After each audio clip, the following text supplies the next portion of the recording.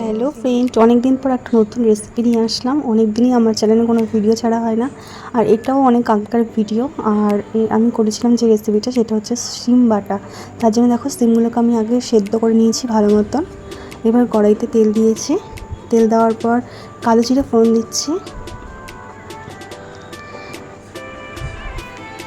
কালো জিরে দেওয়ার পর পেঁয়াজ, আদা, রসুন, কাঁচা লঙ্কা সব আমি একটু ভাজা ভাজা করে নেবো।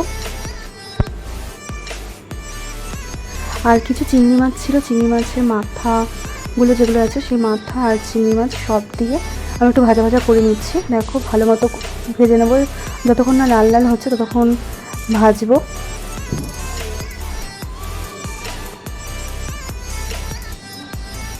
আর এর মধ্যে সামান্য একটু নুন দিচ্ছি, হলুদ,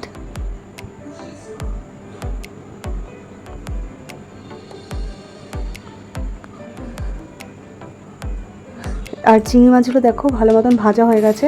এবার সেদ্ধ করে রাখা সিমগুলো, সেই সিমগুলোকে দিয়ে দিচ্ছি। আর এই বাটাটা আমি ফার্স্ট টাইমই বানালাম, একটু নতুনত্ব করার চেষ্টা করলাম।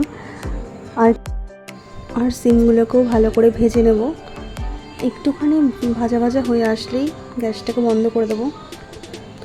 দেখো, অনেকক্ষণ ধরে ভাজার পর ভাজা ভাজা হয়ে এসেছে। এবার গ্যাসটাকে বন্ধ করে দেবো, যতক্ষণ না ঠান্ডা হচ্ছে এরকমভাবে রেখে দেবো।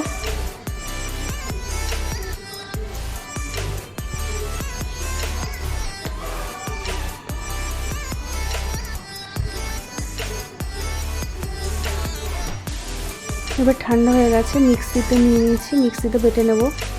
আর বাটার পর দেখো কি সুন্দর কালারটা এসেছে, আর খেতেও সত্যি দারুণ ছিল। তোমরাও একবার এরকমভাবে বাড়িতে বানিয়ে খেয়ে দেখো, দারুণ লাগবে।